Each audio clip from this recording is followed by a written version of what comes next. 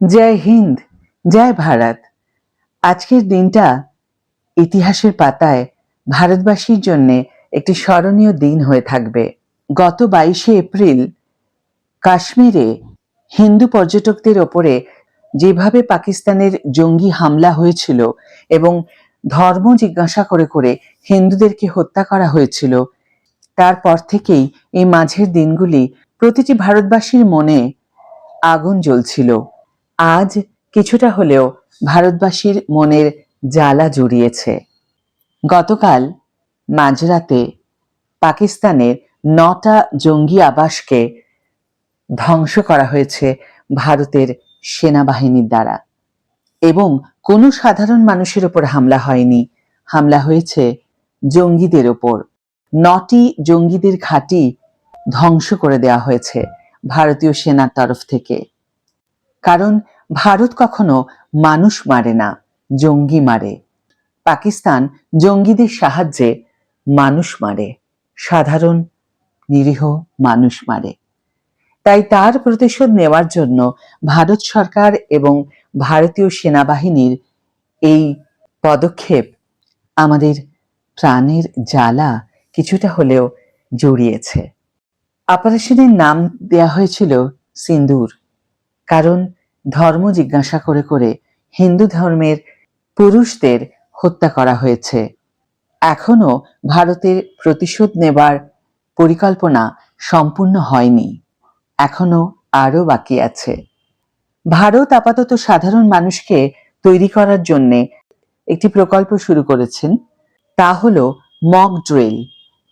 বিপদ যে কোনো সময় আসতে পারে, সেই সময় ভারতের সাধারণ মানুষ কি করে নিজেদের রক্ষা করবে সেই বিষয়ে যুদ্ধ পরিস্থিতির মহড়া দেয়া হচ্ছে ভারতবর্ষের প্রতিটি রাজ্যে, প্রতিটি জেলায়।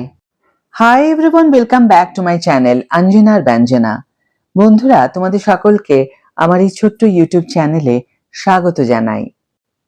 আজকের ভিডিওতে যে খবর আমি তোমাদের জানাচ্ছি, খবরটি হয়তো অনেকেরই জানা, কিন্তু আজকে এর চেয়ে বড় খবর আর কিছু হতে পারে না।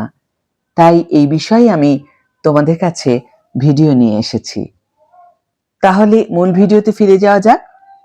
আজ তো দেশ জুড়ে যুদ্ধ পরিস্থিতির মহড়া দেওয়া হবে। বাংলায় 17টি জেলায় এই মহড়া বা মক ড্রিল হবে। কখন কোথায় কোথায় চলবে যুদ্ধ পরিস্থিতির মহড়া? তোমার এলাকায় কখন হবে মক ড্রিল? স্বরাষ্ট্র মন্ত্রকের নির্দেশ অনুযায়ী আজ দেশের 244টি জেলায় একই সময়ে হবে মক ড্রিল। পশ্চিমবঙ্গের কলকাতা সহ 17টি জেলার 31টি জায়গায় হবে মক ড্রিল। এর জন্য এ, বি ও সি 3টে ক্যাটাগরি তৈরি করা হয়েছে। বিকেল 4টের সময় এই মহড়া হবে বলে প্রশাসন সূত্রে জানা গিয়েছে। কোথায় কোথায় হবে মহড়া?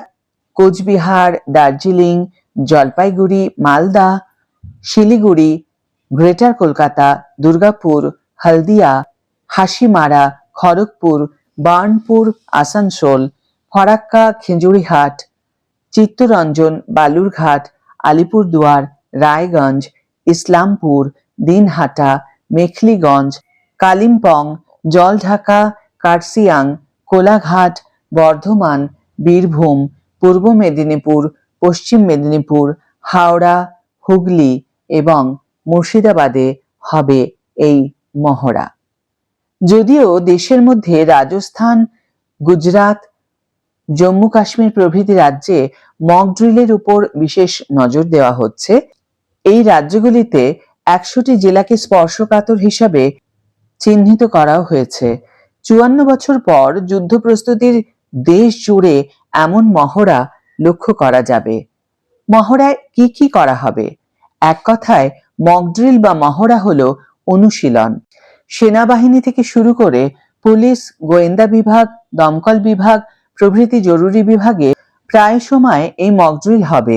অর্থাৎ যুদ্ধকালীন পরিস্থিতিতে, আপৎকালীন পরিস্থিতিতে কিভাবে মোকাবেলা করতে হবে, কিভাবে সামাল দিতে হবে, তারই চূড়ান্ত পর্যায়ের প্রস্তুতি পর্ব। সাইরেন বাজলে সেই সময় কি করতে হবে, ব্ল্যাকআউট হলে কি করতে হবে, সেসবের অনুশীলন হবে। একেবারে যুদ্ধকালীন পরিস্থিতি বা পরিবেশ তৈরি করেই হবে মক ড্রিল বা মহড়া। কেন্দ্র রাজ্য বৈঠক। এই পরিস্থিতিতে স্বরাষ্ট্র মন্ত্রকের সঙ্গে মঙ্গলবার রাজ্য সরকারের বৈঠক হয়। সেখানে কেন্দ্রের তরফে জানানো হয় বাংলাদেশ সীমান্ত ঘেরা রাজ্য বাংলা। যুদ্ধ হলে যে কোনো সময় বড়সড় সংকট নেমে আসতে পারে রাজ্যের ওপর। তাই রাজ্যকে কেন্দ্রের নির্দেশ, আজ থেকে 7 দিন নিজেদের সমস্ত ব্যবস্থাপনা গুছিয়ে নিতে হবে। রাজ্যের এক শীর্ষ আধিকারিক জানিয়েছেন, এই মকড্রিলের সঙ্গে সরাসরি সাধারণ মানুষের কোনো যোগ নেই, বরং এর সঙ্গে অনেক বেশি জড়িত বিভিন্ন ব্যবস্থা, যেমন অ্যাম্বুলেন্স, অগ্নি নির্বাপন ব্যবস্থা, উদ্ধার কাজ, হাসপাতালের বেড ইত্যাদি। সবকিছু কতটা সচল আছে সবটাই ঝালিয়ে নেওয়ার জন্যই এই ব্যবস্থা। এই মুহূর্তে রাজ্যের বিভিন্ন প্রান্তে জেলা ধরে ধরে একাধিক সাইরেন রয়েছে। শুধু শহর কলকাতায় সাইরেন রয়েছে 95টি। বন্ধুরা, আমাদের সকলেরই জেনে নেওয়া উচিত যুদ্ধকালীন পরিস্থিতিতে কিভাবে নিজেদের নিরাপদ রাখতে হবে। সেই জন্য মক ড্রিলটা আমাদের জন্য খুবই জরুরি। আজকের ভিডিও এখানে শেষ করছি বন্ধুরা। ভিডিওটি যদি তোমাদের কাছে কার্যকর বলে মনে হয়ে থাকে তাহলে অবশ্যই একটা ছোট্ট করে লাইক দিও, শেয়ার করো বন্ধুদের সাথে, কমেন্ট করে জানিও তোমাদের মতামত। যারা এখনো আমার চ্যানেলটিকে সাবস্ক্রাইব করোনি তারা অবশ্যই চ্যানেলটিকে সাবস্ক্রাইব করে আমার পাশে থেকো, আর যারা অলরেডি সাবস্ক্রাইব করে দিয়েছো তাদের জন্য আমার অনেক ভালোবাসা এবং অনেক ধন্যবাদ। আজ তাহলে বিদায় বন্ধু, দেখা হবে পরের ভিডিওতে। ভালো থেকো, সুস্থ থেকো, সঙ্গে থেকো। ভিডিও শেষ করার আগে বলে যাই, ভারতবাসী হিসাবে আমি গর্বিত। I love my India. জয় হিন্দ।